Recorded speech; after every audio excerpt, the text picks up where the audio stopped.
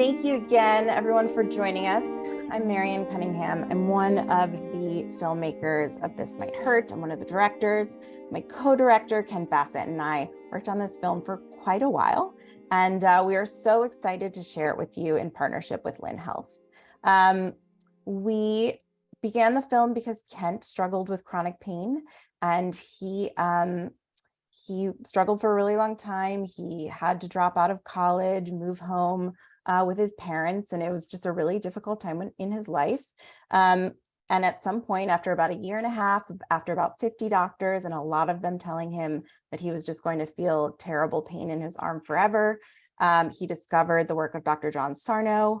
And a few years later, after he had recovered very quickly, he decided he wanted to make a film. So we got together and met Dr. Howard Schubiner, who we'll be talking to in a moment, and filmed our film. And we're excited to share it with you a number of years later and hear your questions about it. So let me start with the bios. Dr. Howard Schubiner is a professor of internal medicine at Michigan State University College of Human Medicine. He's been treating chronic pain patients for over 2 decades, during which time he has refined his medical approach based on breakthroughs in neuroscience of pain, He's authored more than 100 publications. You saw a couple of them featured in the film, including an NIH-funded study on fibromyalgia for the journal Pain, and a brain imaging study for chronic back pain patients published in JAMA Psychiatry. He's author of the book Unlearn Your Pain. And we have Abigail Hirsch here with us. Abigail is a pain psychologist and the co-founder of Lynn Health. She specializes in creating digital products that transform lives, including Lynn.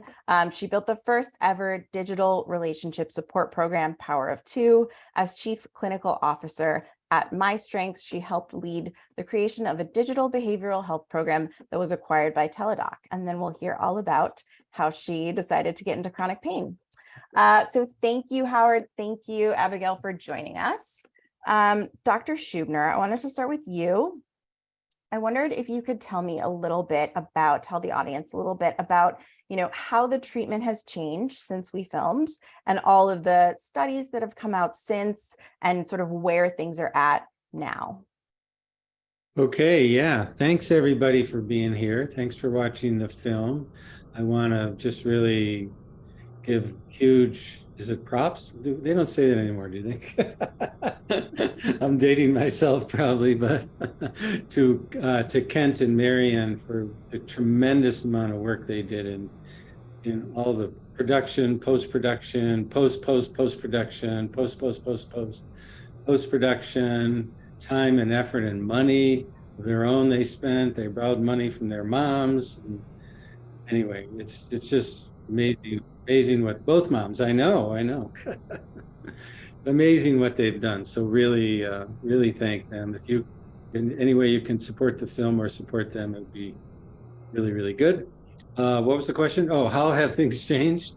I started doing this work about 20 years ago, and I started with Dr. Sarno. So Dr. Sarno, people love to bash Dr. Sarno nowadays. When you read newspaper articles about him, like the one from Juno DeMello that just was republished in the Times last week, New York Times. Great article, but still it's always like, yeah, but Dr. Sarno was wrong about this and he was wrong about that. And, he was right about almost everything, frankly. But he wasn't exactly right about the blood supply not getting to the muscles. So we don't believe that. And the main thing that's changed, I would say, over the years is we've learned the science of predictive processing. And so one of the books that I really encourage people to read is called How Emotions Are Made by Lisa Feldman Barrett. And she doesn't really, no offense to her, she's amazing. She doesn't really understand chronic pain so much as we do, but she's incredible in explaining how the brain works and how our brains literally create what we experience. And I see Lisa Shepard is showing everyone that book there on the screen. Thank you, Lisa. So that's been a huge change, that our brain literally predicts what we experience. what we see, what we hear, what we feel. And so that gives us the neurological underpinnings and foundation for understanding how our brain can create pain and fatigue and insomnia and anxiety and depression and eating disorders and this whole range of mind-body conditions that we're now treating. The other thing that's changed is I think we've really advanced, and another person I want to give credit to is Alan Gordon.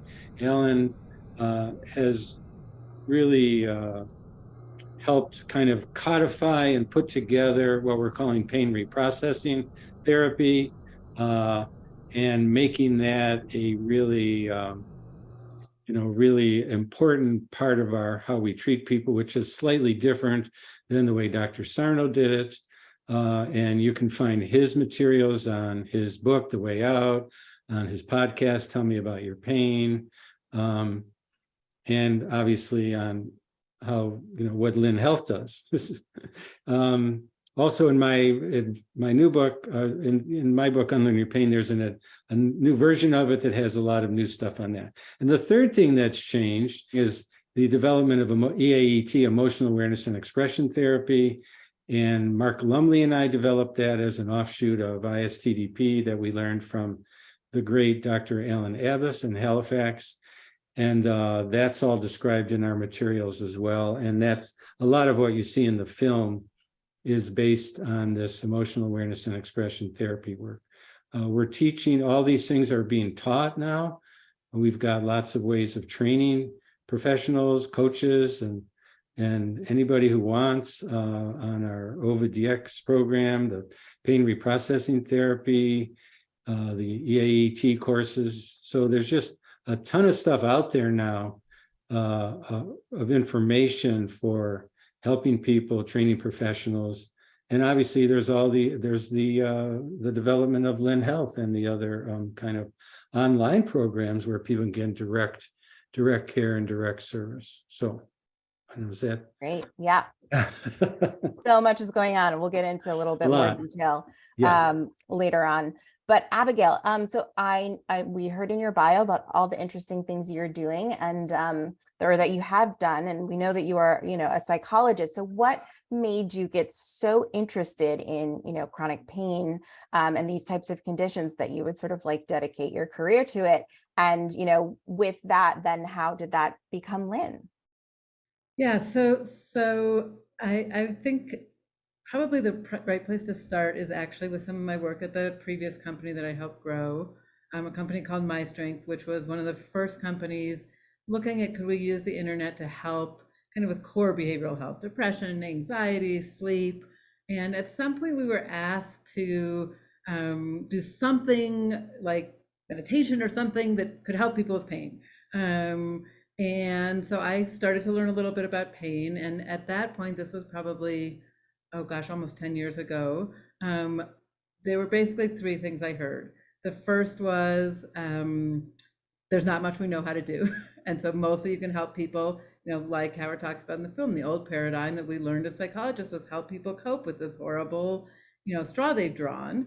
The second thing that I learned is that chronic pain is so hard for people to keep with positive relationships with their medical providers because they didn't have good answers, right? And so people would kind of get people being both the providers and people coping with pain got kind of sideways.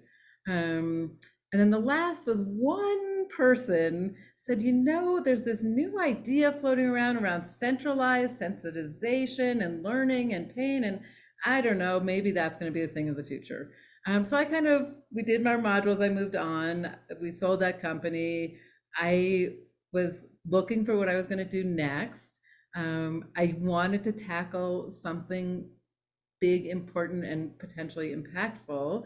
And it just those three themes kept going through my head of like, wait a minute, is this the best we can do? Is this the best? Maybe there's something out there. And so I reached out to the husband of a longtime friend of mine, Yoni Ashar, who's one of Howard's co-authors on the JAMA paper. And at that point, this was 2 years ago, he said, I just finished analyzing my data and this is crazy what I'm seeing, like psychology can reverse back pain.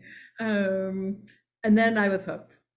That was just the beginning of what's been an incredible, incredible journey to say, with endless gratitude to Howard, and, Sarno, may he hear it somewhere up there. He deserves endless praise for having noticed all of this, but Howard and Yoni and Alan and Krista Uepi, everybody who's kind of led the charge on seeing what we need to do to help really retrain the brain, and developing protocols that have been proven to be incredibly effective. And the piece I'm good at is saying, well, now it's time to make sure this doesn't take another 17 years, because that's usually how long it takes from having new medical understanding to having it be, commonly talked about in doctors' offices. We don't want to wait 17 years for this to become the frontline norm for how we talk about and treat chronic pain. And that's what we're really on a mission to help make happen at Lynn. Love that for sure. Let's not take 17 years. It took almost that to make the film. No, just kidding. Not really. So we have way less now than 17. The clock's ticking. It is. Howard, we've got a couple folks in the chat who, have watched the film and, saw the patients, but maybe don't recognize a specific, trauma in their own lives. So what do you say to that? Does that mean that, this won't work for them? Or is it, or are we able to see this work happening for folks and improving their pain, even if they don't have a, sort of like capital T trauma? Right. Yeah. It's funny. Actually, not funny, but it was funny that last month my hospital decided to let me go and not employ me any longer after 20 years, which was kind of a shock. I didn't have any major trauma in my childhood, but within 3 days, my back was killing me. So having a mind-body condition is being human. And everyone has had mind-body reactions at some point in their life, I believe. They may not have recognized them. They may not have become chronic, but they are there because this is how we are. When we're under stress or emotional distress, our brain will likely send some kind of message to us, a warning message like a smoke alarm, and we will get some kind of reaction, whether it's tension in our stomach or anxiety or itching or headache or whatever. And it can become chronic when there's more fear in our lives, when there's more things going on in our lives. And so you don't have to have childhood trauma to have mind-body syndrome. I certainly didn't have major childhood trauma. I had a little bit of criticism and whatever, but Kent didn't have major childhood trauma. And so many people don't. It doesn't really matter in the sense of, can one get better? If the diagnosis is accurate, and I saw some of the questions on here, what about looking at MRIs? Does Lynn Health look at MRIs? Lynn Health does look at MRIs. We always look at MRIs, but you have to know how to interpret an MRI, because most people have an abnormal MRI with no pain at all. So just because someone has an abnormal MRI does not mean that's the cause of their pain. I lost my thread for a second there. But the point is, it doesn't matter if someone had major trauma or little trauma. If they have a mind-body condition, they can get better, because we have techniques for dealing with trauma. And one of the issues that came up and was in the chat is, what happens if you don't get better? Because we do see people who've been working on this who, a lot of people get better within days or weeks or a few months. Most people do. But not everybody gets better right away. And sometimes it takes a year or two. I have a patient, it took 2 years of us working together. And in 2 years now, he's finally seen these breakthroughs, but he hung in there and he kept doing this work and he didn't lose hope. And so people can get better, even if they've had pain or other symptoms for a long time. And even if they haven't found relief at the beginning of this work.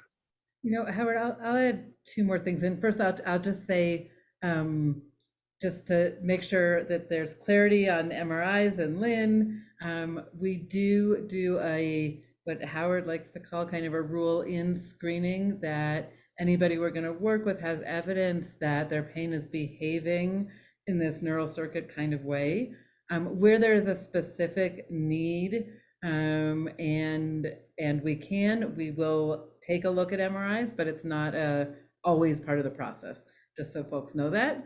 But what I want to talk a little bit about this question about how long does it take to get out of pain, because I think that is one piece that we talk about a lot with the people we work with at Lynn, is that while there are people who their pain, radically changes very quickly, in days, weeks, months, for many people, and especially where there's been a long time in learning and in getting those circuits and the predictive coding happening, the brain takes some time to learn a new habit, any new habit. And so we often will see people where their pain levels will stay quite the same for quite a long time, months and months and months, although their life tends to improve first because we get them in and doing more things, bringing more joy and passion back to their lives.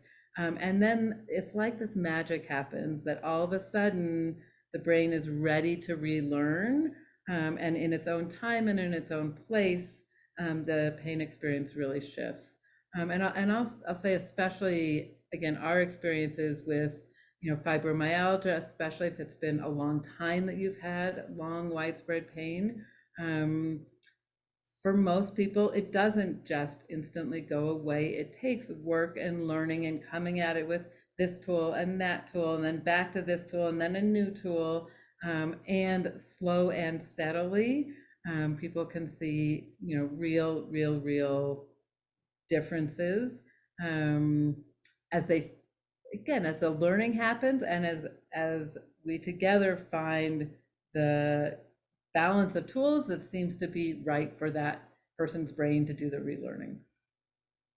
Right. Yeah. And could you talk a little bit more about, how specifically Lynn approaches that? Because we have a number of questions in the chat of, if you can't find a doctor in your neighborhood, what are some of the approaches to do this work? And I think Lynn's model is really interesting. So I'm sure the audience would love to hear about it. Yeah, happy to talk about that. So I'm seeing some of these too. I feel terrible that I have to say we don't work with people in Australia. We only are available right now in the US. But if you message us, we can help you get to the various resources that are worldwide. That said, what our model is a brief medical consultation, and then we match you one-on-one with a pain coach. A pain recovery coach is probably a better way of saying that. And our coaches many of them are people who have been on this journey themselves and then have turned around and said, hey, I want to learn how to help other people do what I've done. Others are coming in from all different paths of life, but we do extensive training with them to learn the evidence-based tools that Howard and Yoni and Alan have really proven are so effective. And then in a structured way, your coach meets with you weekly and helps you just go step by step by step through the ups and the downs and the twists and the twists and turns of the journey, to hopefully find your way to the other side or to a really different place from where you started. That's great. And, for folks who are in Australia, there are a lot of resources. I'm going to put a link in the chat. There's a number on our website, including, MDs and therapists in Australia and other countries. There's multiple directories of them. So I can bring that up for folks. Howard, back to you.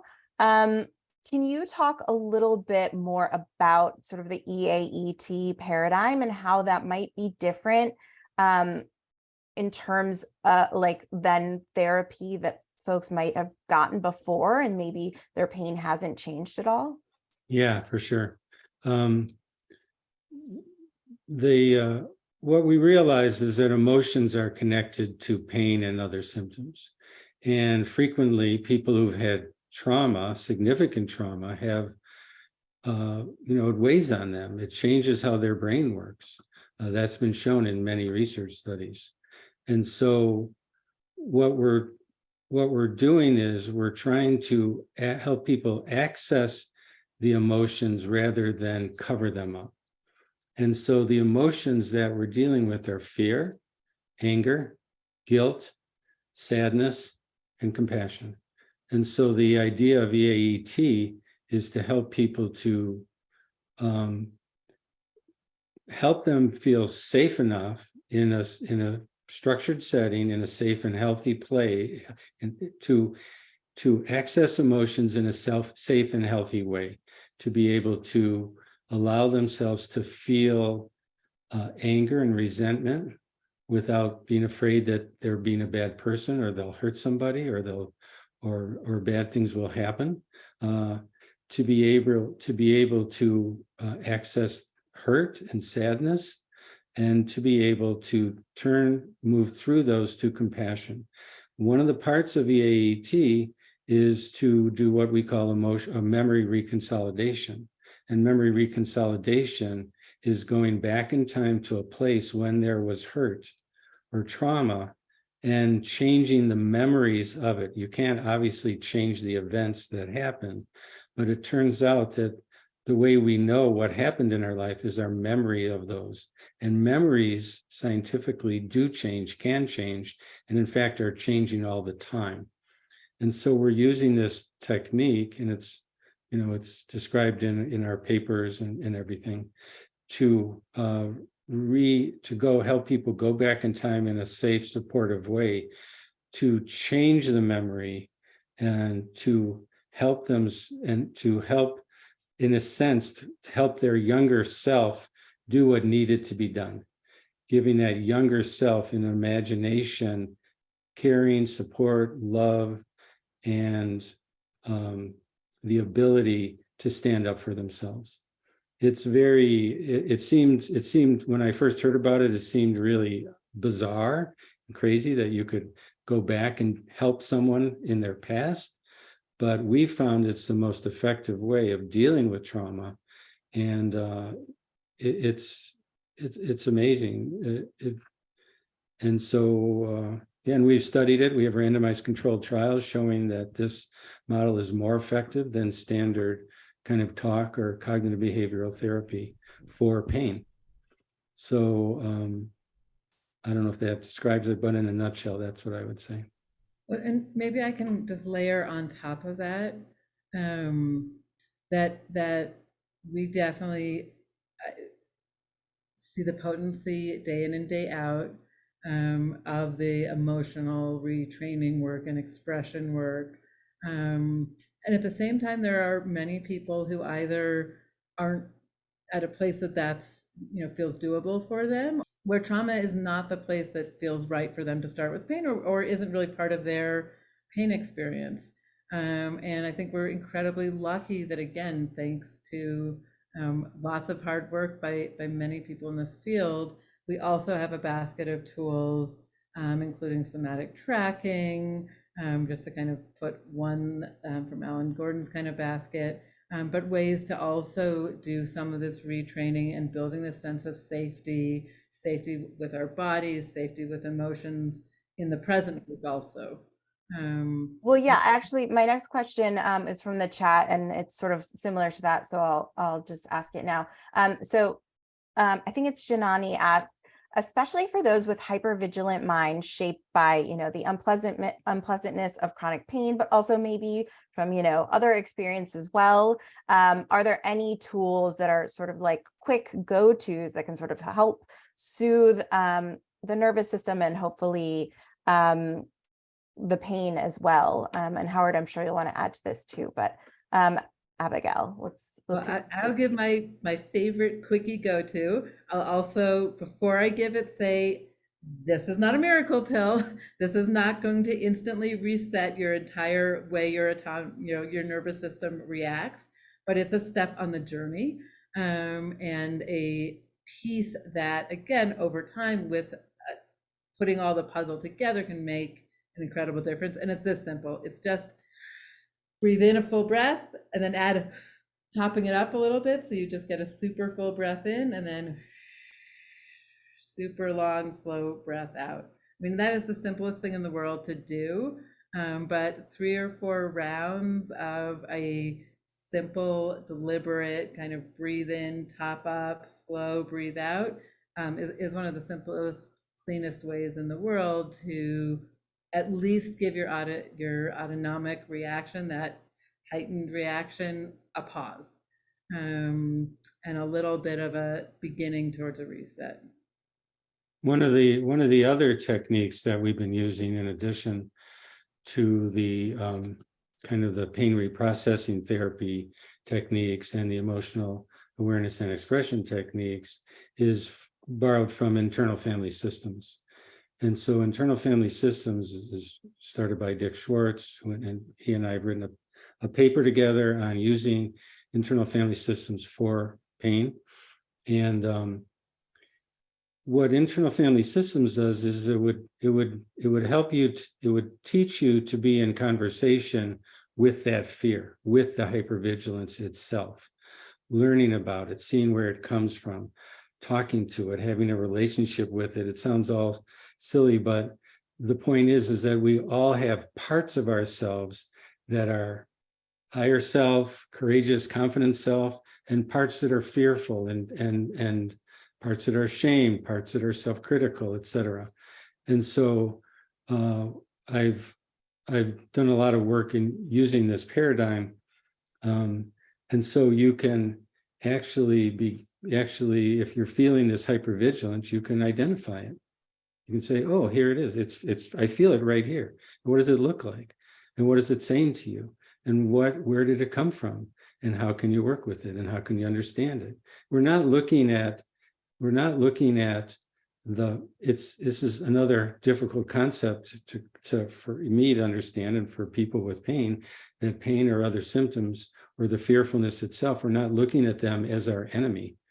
We're looking at them as a guide. Our brain is fearful. Our brain has been fearful because it's been hurt, because it's been rejected or neglected, or all the different things that have happened in our lives, or because it's in pain itself, and it's creating the sensations in our body that are a message, an alarm system, and also a guide. And so they're helping us, if we can understand them, they're helping us to grow, to be better people, and to deal with issues that have come into our lives. And so when we look at it that way, it changes the whole dynamic from trying to stamp out the pain and push it aside and make it go away, to understanding it and healing ourselves. And then the pain will most likely start to recede as we heal ourselves, if that makes sense. Howard, one of my sons is, we like to call him our somatic child, but definitely has had, bouts with brain-driven chronic pain. But today, when he has pain, he likes to call it his superpower. He says, "I'm Superman. I know before everybody else when there's something in my environment that needs tweaking, because my stomach or my knee will go off. And when they go off, I'm just like, oh, it's my superpower. I just need to look around, figure out what's happening, figure out what needs adjusting. And then I know both the discomfort will settle, and I will have had a chance to make an adjustment so much earlier than I ever would have otherwise."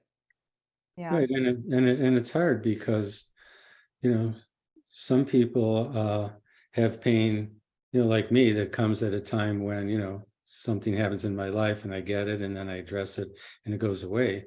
But some people are suffering for years and decades, and it's really hard. It's really hard to be in that situation. It's really hard to do this work. One of the major things that this work requires is compassion. It's all about compassion. And the point that what we're trying to do is be compassionate to our patients, so that they can be compassionate to themselves, so they can find compassion in their lives, they can be compassionate to their younger selves. And in the end, the thing that heals the most of all this work is compassion.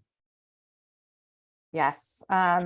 So Howard, I wanted to get to, some of Elizabeth's questions in the chat, because, I do think skeptical questions are important. Elizabeth is asking about folks for whom this won't work. And, in the film, we say multiple times, this will not work for everyone. You say that in the intakes as well. So, can you speak a little bit to folks for whom it might not work, what sort of conditions that might be, and anything else you want to add? Well, we don't know ahead of time, if something is going to work for somebody or a specific person or not. Some people may have pain for a short time, and you're thinking, oh yeah, this is not going to be a difficult issue for that person, and then it just doesn't work. The model doesn't work that well for them. Some people have pain for many, many years. Some people have high levels of trauma. Some people have high levels of hypervigilance. Some people have ongoing stressors in their life that is continuing to put pressure on themselves. Some people are putting tremendous amount of pressure on themselves to get better. So there's a whole variety of factors that can make this kind of treatment more difficult or less effective. Some people need a different model. I think that's what Dr. Clow was trying to say. And I've worked with him for many years. He's a good friend of mine. And he's a brilliant person, one of the most smartest people you'll ever meet. And so some people, maybe this isn't the right model for them. For some people, maybe in the chat, for example, there was talk about low dose naltrexone. There's other forms of treatment that are emerging, like psychedelic assisted therapies, ketamine assisted therapies. There's a whole variety of other treatments, neurofeedback, a lot of body-centered treatments like somatic experiencing or somatosensory integration. There's a whole variety of other things. And so we don't claim that we have the lock on all treatment is our model. That's the model that we've been using, and it seems to work for a lot of people. But everyone has to be individualized. And some people need another thing that came up in the chat. When do you reevaluate? When do you go back and look, see, maybe there's some other medical problem that was missed or structural problem that was missed. And, sometimes you want to, if you're not making progress, you want to go back and start all over again. So, it really has to be individualized. Everyone's different. And, we don't claim that we have a one size fits all treatment. Yeah, I think that's really important. And, another thing that we, sometimes like to talk about is like, it might not work for you, but in general, it's a very engaging process to try. And, if it doesn't work for you, that's okay. But I think, you might be very surprised. And I think, attempting the work is generally very cost effective. In fact, I think Lynn is giving a discount for their service, which I can put the link in the chat for. So there are a lot of options, a lot of ways to work with this framework, and we try to make it as accessible as possible. All right. Yeah, go ahead, Abigail. One more piece. I often talk with people about, look, let's evaluate what are the potential side effects for any approach you may be taking. We know that opioids have some very challenging side effects. Surgery is surgery, no matter what. There are potential side effects. With a behavioral health approach, and especially I think the way we do it at Lynn, we often like to say, like, yes, there could be side effects. You might get a little happier and you might feel a little bit more supported. And those are risks we're willing to take. So part of the reason I really suggest people try this is because the side effects are a lot more palatable than some of the other ones. That's great. Howard, I wanted to, I know we can't, there's a lot of folks who are talking about their specific pain in the chat. And there's a lot of conditions coming through, and unfortunately, we're not going to be able to get to all of them. But can you just sort of give us a list of some of the conditions you've treated and what you've seen happen, including fibromyalgia, CRPS type 2, and a lot of gastrointestinal issues. Those are some of the ones that I see coming through the chat. Yeah, when I started this work, I had no idea how widespread mind-body syndromes, mind-body conditions were. I had no idea. But over the years, I've learned a tremendous amount. So we've treated people with, in general, we treat people with fibromyalgia, irritable bowel syndrome, all forms of headaches, migraine, tension headaches, occipital neuralgia, trigeminal neuralgia, irritable bowel syndrome, all the pelvic pain syndromes, coccydynia, vulvodynia, pudendal neuralgia, pelvic floor dysfunction, interstitial cystitis, non-ulcer dyspepsia, chronic abdominal pain syndromes, obviously neck and back pain syndromes, lots of other musculoskeletal syndromes, small fiber neuropathy is a newer one that we're treating, burning mouth syndrome. We've treated people with histamine or mast cell activation syndrome, so-called histamine intolerance, long COVID now we're treating, and everyone needs a good evaluation. I'm not saying that every patient with any of those diagnoses is always going to be mind-body, but in general, these are the ones we're treating. Ehlers-Danlos syndrome, people are blaming that for a lot of chronic pain. POTS, postural orthostatic tachycardia syndrome, is another one we treat all the time.